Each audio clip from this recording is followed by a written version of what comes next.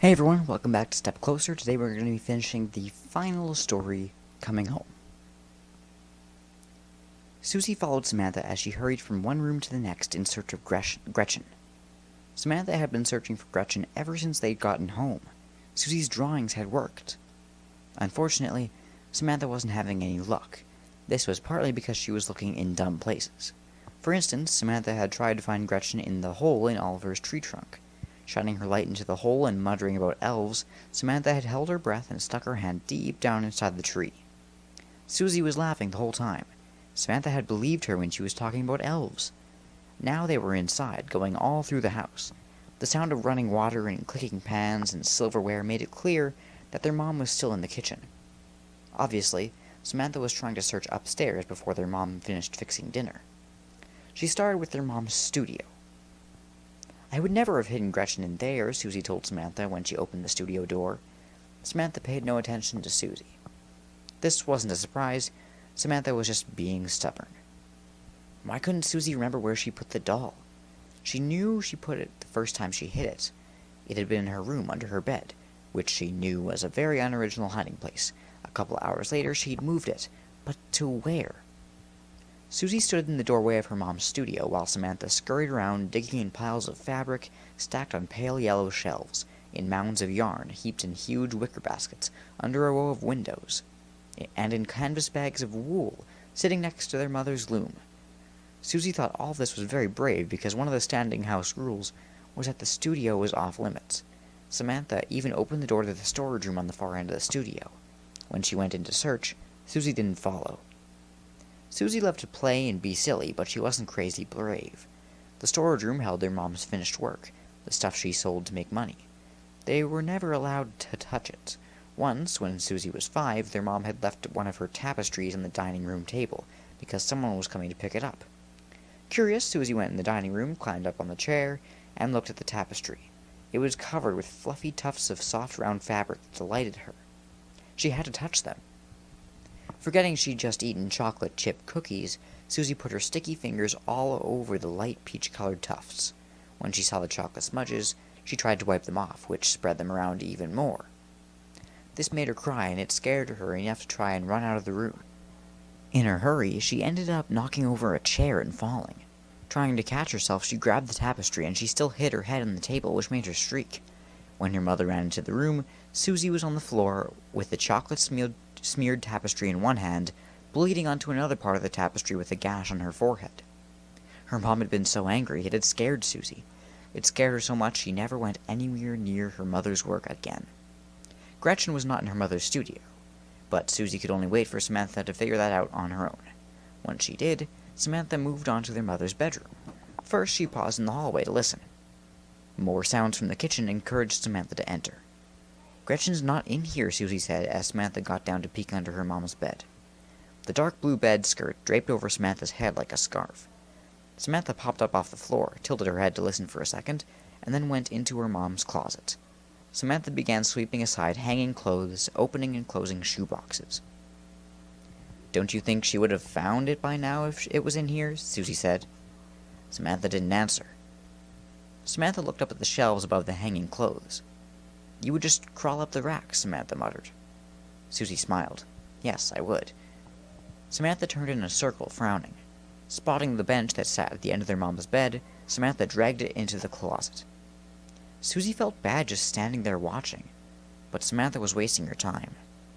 Samantha stood on the bench. Even on tiptoes, she had to strain to see the top shelves of her mom's closet. Finishing with the closet, she moved to their mom's dresser. Susie chewed on her thumb. She was sure Samantha was going to get yelled at for what she was doing. Samantha had to know that too, but she wasn't letting that stop her. Samantha searched through all her mom's underwear, stockings, socks, and scarves. "Samantha!" "What?" Samantha squealed, slamming shut the last dresser drawer. "Dinner in 5. "Okay." Samantha ran to her mom's nightstand and searched it, then did the same with her dad's. His was empty. Her mom's stuff was stuffed full with books, fabric samples, and pills. Gretchen was not hiding among them. "I told you so," Susie said, as she followed Samantha from her mom's room. She knew she was being a snarky baby, but she couldn't help it. She could almost hear a ticking countdown in her head. Samantha has been snooping through my things, Patricia told Jeannie over the phone. Discovering her materials had been rifled through, Patricia decided to call her friend instead of yelling at her daughter. What things? From what I can tell, all my things, Patricia said. She pressed 3 fingers to her temple. Samantha knows better than that. Exactly, so she must have a reason, Jeannie said. What reason could she possibly have? I don't know, but I know she has to have one. Nothing's missing or damaged. Not that I can tell. Then let it go. But, seriously, Patricia, it's time to let it all go. Chica came at midnight. As usual, Susie felt pulled from Samantha's bed. As usual, she felt compelled to wander around the house and watch Chica's dark shape circle outside. As usual, she opened the back door, then closed it and went to the front. As usual, she wondered why she had to do what she had to do. Why did she have to leave her family? Susie opened the front door and the night breeze blew a couple of Oliver's leaves past Chica's feet and into the house. The night was brighter than the previous couple nights because the moon was fuller. The clouds were gone too. Stars were so thick in the sky they reminded Susie of the powdered sugar her mom used to put on the chocolate crinkle cookies she made at Christmas time. In some places, the stars blurred into an expanse of brilliant, bright white. Susie expected Chica to take her hand, as usual. Instead, Chica lifted a hand and pushed Susie aside. Then Chica walked into the house. A nightmare woke up Samantha. Her eyes flew open and she clutched her blankets, listening to her heart pound. It was just a dream, she told herself. She felt her heart start to slow down. Then it sped up again and Samantha sat up. It wasn't just a dream. Chica, she whispered. Her dream had just told her more about the chick in Susie's drawing. The chick was Chica. Chica had been chasing Samantha in the dream. Samantha had been trying to move a shelf in her dad's office, and Chica had been stalking her. Samantha gasped. Her dad's office. That's where... Samantha froze until she heard sounds. Thump. Tap. Thud. Tap. Samantha started to shake. Those were the sounds. Those were the same sounds Samantha had heard so many times over the last few months. The sounds she'd tried to convince herself she'd imagined. She hadn't imagined them. Those were the sounds, except they weren't exactly the same. They were closer. Much closer. Samantha had always thought the sound she'd heard came from outside the house. Now she knew they were inside and coming even closer. When Chica started up the stairs, Susie tried to follow, but she couldn't. It was like she was glued to the doorway, trapped there by invisible chains. Chica, stop, she yelled. Chica didn't stop. She climbed slowly but steadily up the stairs. She was going for Samantha. Susie was sure of it.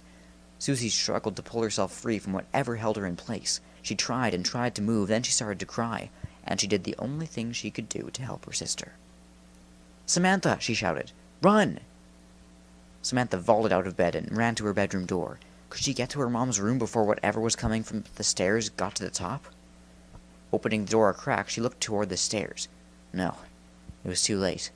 A bright yellow man-sized chick with horrible sharp teeth was one step from the top, just a few feet from Samantha's door. She slammed her door and looked around her room. As the footsteps came closer, she dove under her bed. When the door started opening, Samantha went rigid and held her breath as orange metal feet crossed the wood floor. This couldn't be real, but it was. Trembling, Samantha watched the feet circle her bed. She couldn't hold her breath any longer, so she carefully let in a little air. The feet stopped. They turned. They began coming back around the bed, then they paused. Samantha heard a terrifying whirring sound, and suddenly the bedspread hanging over the side of the bed shifted. A yellow face with purplish eyes and deadly teeth peered at Samantha. Samantha writhed away from the face, squirming toward the opposite side of the bed. Once out from under the bed, she looked over her shoulder, wondering if she could get past to flee her room before the chick straightened. No, it was already standing, staring. Samantha ran to the window. She tried not to listen to the thud, tap, as she fumbled with the window lock. Tremors like butterfly wings fluttered between her shoulder blades. She ignored them. The steps muffled as they crossed her rug. She only had seconds. Crawling through the window, Samantha gripped the interlocking diamonds of the trellis and swung her legs out. The sound of ripping fabric made her look back through the window. The chick was right there. It held a piece of her pale blue nightgown in its hand. Samantha whimpered and scrambled down the trellis. Keeping her gaze on the vine that clung to the trellis, she went as fast as she could. She was in her stocking feet, so the wood felt sharp against her soles, but she didn't care. She also didn't look up. She didn't want to know if she was being chased. When her feet encountered a rough, solid object, she knew she'd reached the porch roof. Then she did look up. Nothing was coming down the trellis after her. Good. But not that good. If she wasn't fast enough, Chica could come back through the house and get her when she reached the porch. Chica. Samantha's mind had finally forced her to see what she wanted to see. The chick in the house was Chica. In her drawing, Susie had been trying to say that Chica didn't want Susie to have Gretchen. Why? Samantha didn't know, but she knew she was right. Chica was coming after her because she was looking for Gretchen. Samantha gritted her teeth as she leaned over the edge of the porch roof to grab one of the porch posts.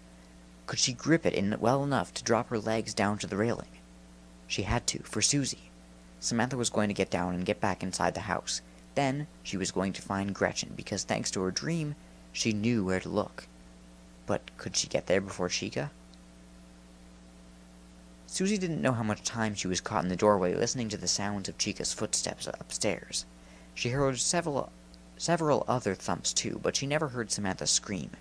She hoped that was a good sign, but she wasn't sure. She thought she'd be in the doorway forever. Time went on and on and on. Then she saw Chica at the top of the stairs. She was coming back down, and she didn't have Samantha. If she could have moved, Susie would have fallen to the ground in relief. Instead, all she could do was watch Chica come down the steps. Then, suddenly, Samantha appeared from outside. Her face white and her eyes wide, her hair in a tangle. Samantha rushed past Susie. Samantha's head was down, and her gaze was on her feet. She didn't look at Susie. She didn't even look up the stairs at Chica.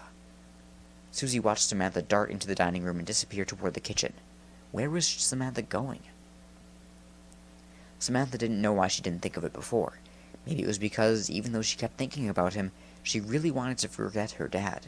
It was bad enough that Susie got taken from them. At least Susie didn't leave on purpose. She didn't want to leave. She was taken. And she was murdered. That, Samantha thought, is a pretty good excuse for leaving the family. Her dad, though, didn't have to leave. He left because it was too hard. That's what he said. It's too hard. But that's why we need you, Daddy, she said to him. He just pressed his lips together, something she'd gotten from him, and said he had to go. That's why Samantha was on her own now. Her dad was gone, her mother was drugged to sleep, her sister was dead. If Samantha was going to survive, she'd have to save herself. Even though Samantha didn't look up the stairs, she knew Chica was there. That's why she ran toward the kitchen. She didn't know how smart Chica was, but she figured it was worth trying to fool her. She wanted Chica to follow her into the kitchen and look for her there. If she judged right, it would give her enough time. When she reached the kitchen, Samantha turned on the light. Then she tore through the back entrance of the kitchen and raced down the connecting hall to her dad's office. In his office, she left the light off. She knew where she was going. She ran to the shelf with the carpet piece. She grabbed the edge of the shelf at chest height, and she tugged on it. It didn't move. She bent over and tugged on the one below. No movement. The one above, stuck. Stretching, she reached for the one above that. Still nothing. It has to be. In her frustration, she kicked the shelf right next to the little carpet piece. And the shelving unit popped free of the wall, opening out into the room. Susie had been right. A hidden room had been here all along. Samantha didn't wait for the shelf door to open all the way. She shouldered through the opening and groped for a light switch. She found one just inside the opening. Flipping the switch, she held still and listened. She could hear Chica's footsteps in the kitchen. Good. It worked. She looked around. The room was filled with all sorts of bizarre things. Dried leaves, rocks, broken glass, old toys, stacks of papers and books. Samantha didn't know if she was looking at Susie's stash of treasures or her dad's. It didn't matter. It only mattered that Gretchen, her curly hair thick with dust, but her polka dot dress as bright as it was the day she disappeared, was sitting on top of one of the leaning book towers. Samantha grabbed the doll and darted back toward her dad's office. When she reached the doorway, she looked to her right. Chica was coming down the hall. She was only a few feet away. Samantha fled through the living room and out through the front door. Panting, she looked out at the yard. It was empty, of course. She knew where Susie was, and she knew where Chica was. Only Oliver stood in the yard. Oliver and his last pale yellow leaf. Samantha ran to him and hid behind his huge, solid trunk. Susie watched Samantha hide behind Oliver. Then she turned and waited for Chica to reach the entryway. What would Chica do? How could Susie keep Chica away from Samantha? Turned out she didn't have to. When Chica reached Susie, Chica paused. Chica held out a hand. Susie's hand raised and reached for Chica's, even though it was the last thing she wanted it to do. She felt the animatronic metal touch her fingertips. "But I'm not ready," Susie told Chica. Chica looked down and her teeth gleamed in the moonlight. Susie shied back. Chica's fingers gripped Susie's own, and tightly, and Susie couldn't pull them away. When Chica turned, Susie felt herself being dragged from her home. She knew she had to stop resisting. She had to go along.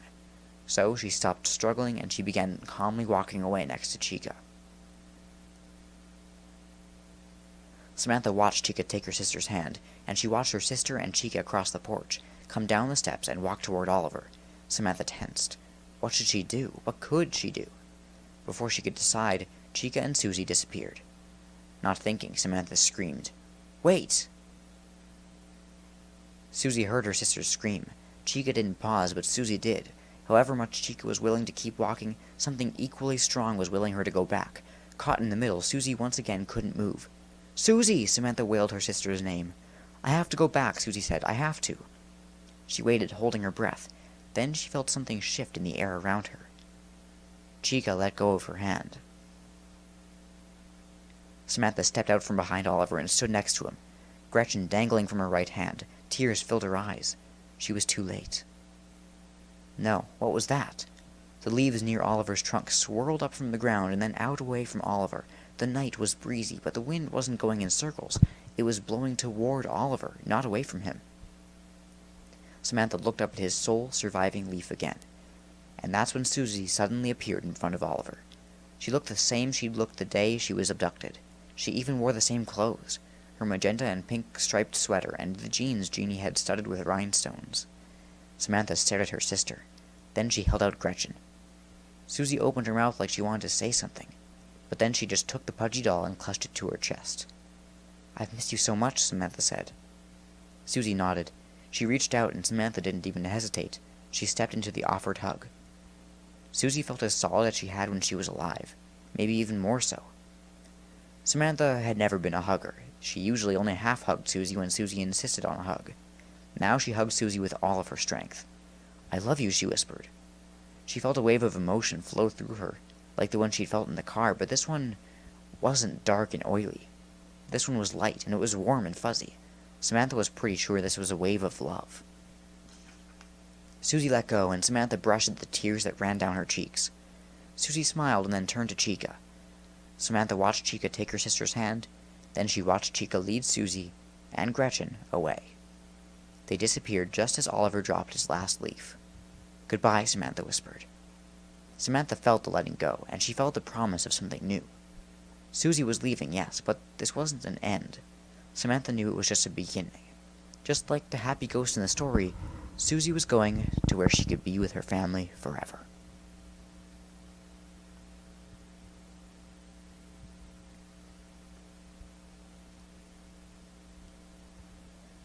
Jake looked down at himself and tried to get used to the fact that himself wasn't anything like the himself he'd been used to being before. Last he could remember, he'd been a little boy. He hadn't been a boy in a while. He didn't know how long. So it wasn't totally weird that he wasn't in a little boy's body anymore, but it was still pretty weird that he was in a thing that wasn't alive. It was also weird that he couldn't remember exactly who he'd been when he was a little boy. He had vague bits of memories, but they didn't make sense. Like, he could remember thinking it would be fun to come back to life as a puppy or a kitten, but why would he think that? Now here he was inside a metal thing. He didn't know enough about anything to understand what it was, but he did know he wasn't alone. He was sharing this strange space. It was like waking up in another family's house. "Hello?" Jake said. "Who's talking?" a child's voice asked. The child sounded a little like a boy Jake used to know in school, a boy who was always talking back to the teacher and getting himself in trouble. "Oh, hi," Jake said. "I'm Jake. Who are you?" "What's it to you?" I was just being friendly." Jake remembered learning that the way to deal with kids like this was to let them be as tough as they wanted to be. "Sorry, I'm Andrew." The child's voice was rough. He didn't sound like he was saying his name. It sounded like he was throwing down a challenge. "Hi, Andrew," Jake said. "Why can't I see anything?" Andrew demanded. "You can't see the truck?" Jake asked. "If I could see the truck, do you think I'd say I can't see anything?" Jake thought Andrew sounded angry. Very angry. "Sorry," Jake said. We're in the back of what I think might be a trash truck with a lot of junk." "Figures," Andrew said. "How come?" Jake asked. "Story of my life." "What do you mean?" Andrew ignored the question. "How come you can see and I can't?" He sounded like he was gearing up for a tantrum. "I'm really sorry, I'm not sure," Jake said. "I mean, I know we're in some kind of metal thing, I don't know, some kind of entity? Or something. I can see what's around it, but I don't know how I got here, and so I don't know how you got here. And I sure don't know why I can see and you can't. But maybe I can help you see. Do you know how you got here?" Andrew was silent for a moment. Jake waited. "Well, it might have had something to do with the stuff I was in." "What stuff?" Jake asked. "How is it any of your business?" Andrew snarled. Jake sighed. "It's not. I just thought it would be nice to be friends, and friends get to know each other, so I just wondered what you meant by being in stuff." The truck ground to a stop, and there was silence. "I haven't had a friend in a long time," Andrew said. His tone was defensive, as if he was daring Jake to make fun of him. "I'm so sorry," Jake said. His memories were disjointed and muddled, but he remembered he'd had friends. That's awful. Jake wanted to know more, but he knew better than to keep asking questions. The back of the truck opened, and a guy in coveralls started unloading all the junk. "I could be your friend," Jake said. "Why would you want to be my friend?" "I just like making friends," Jake said. "So how do we do that?" "Do what?" "Make friends," Andrew made an exasperated puffing sound. "Geez, you're dense." Jake felt like he was making first contact with a new species, like in sci-fi movies he could remember watching. "We talk to each other, tell each other things, and find out about each other. And then we become friends," Jake said. He figured that was close enough. "Like what things?" Andrew asked. "Whatever you want." Jake wanted to ask again about what Andrew meant by being in stuff, but he waited. Andrew was silent for a few seconds. "Have you ever been so angry you just wanted everyone to know it?" Jake thought about it and remembered a time he was really angry because he had to leave school, but why? It didn't matter. "I've been really angry," he said, "but I guess I didn't need everyone to know it, but I had someone to talk to. Did you?" "No." Jake wasn't sure what to say, so he stayed quiet. "Did you want to get back at the person you were angry with?" Andrew asked. "I don't think it was a person. I think it had to do with being sick of something. My memories are kind of fuzzy." "Fuzzy, yeah. So are mine," Andrew said, "but I do remember wanting to get back at someone who hurt me. I think I attached myself to him. I got into his soul, made sure he couldn't move on when he should have died. I remember I wanted him to suffer the way he made me suffer. But I don't remember what he did. I just know I hung on, no matter what they did to try to save him. I wanted him to hurt." At one point, Jake couldn't hold back any longer. He blurted, "That's terrible that you felt so bad." "Shut up, just shut up," Andrew yelled. "I don't need your stupid sympathy." "Sorry." Several seconds passed. Then Andrew had more to say. "I remember they tried to kill him, but I wasn't going to let him go until I was ready. It's weird, I remember being so angry and determined, but I don't know why. It hurt Jake to be so close to this much hate, but he wouldn't have left if he could have. Andrew needed him." "You still there?" Andrew asked Jake. "Yes, I'm listening. You told me to shut up." Andrew laughed. "Yeah, I did, didn't I?"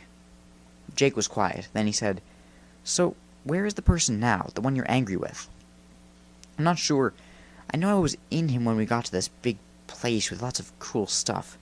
All I can remember after that is wanting to be everywhere. I can remember being all over the place and in all kinds of things. And I remember this animatronic dog, Fetch. He broke down in a thunderstorm. Sucky toy, not made well." Andrew made a raspberry sound. Then he sighed. "So I think I was in Fetch? Sort of. I think that's how I got here. I don't know why I think that. I just do." Jake stayed silent. He was still watching the man unload the truck. "You can talk now," Andrew said. "I don't know what to say," Jake said. I feel bad that you went through something that was really bad." The man reached for Jake and Andrew's container. Jake had been wondering what to do about the man. He thought moving what they were in would startle the man, but now he didn't really have a choice. He didn't want the man to throw Andrew and him away. So Jake moved, which meant the thing they were in moved. Jake saw the man stare in alarm. Wanting to comfort the man, Jake reached out to touch his face. The man screamed and grabbed his head. Collapsing on the gravel behind the truck, the man's body began to wither like he was a sponge being wrung out by an invisible hand. As his body sucked in on itself, his eyes fell inward, disappearing, and black streaks ran down the man's cheeks. "What just happened?" Jake shouted. He jumped out of the truck and stared at the bald man's body. "I can't see, dummy," Andrew snapped. "What are you talking about?" "I just thought about touching a guy's face and he died. Why'd he die?" Jake realized he was screaming, but he couldn't help himself. "Why are you asking me?" Andrew was sounding defensive again. "The other guy died too, I just remembered," Jake said. "It's probably me," Andrew said. "Could it be Fetch, the dog?" Jake asked. "No, that's me, I bet." "You want to kill people?" "No. Then why—" "I just want to scare people, okay? Like, give them a zap." "The zap is killing them." "Well, that wasn't what I wanted." "Okay," Jake thought a second. "So, if what you're doing isn't doing what you want, maybe it's doing something someone else wants. Maybe something else is here with us." "In this thing, you mean?" "Yeah, like a hitchhiker on, like, a flea or on a dog." "That's stupid," Andrew said. "You were a hitchhiker on the man who killed you. Why can't someone else hitchhike with us?" Andrew was silent for a moment. Then he said, "Just sounds dumb." "The thing is," Jake said, "that if you did do it somehow, whatever is causing you to do it could be in everything you get into." "I infected them. I remember now." "What?" "I infected everything I threw my anger at." "Okay, so everything you infected could hurt people. Innocent people." "Hey, I'm not like that. I just wanted to hurt the bad guy." "But you said you infected stuff with your anger. You didn't think that would hurt them?" "Shut up." "Fine, I'll shut up, but we're going to find all the stuff you infected." "How are you going to do that?" "You won't help me?" "Why should I?" Jake thought for a second and then tried something. He wasn't sure he could do it, but yes, he could. He could feel Andrew's thoughts. He'd be able to find the stuff Andrew infected, even without Andrew's help.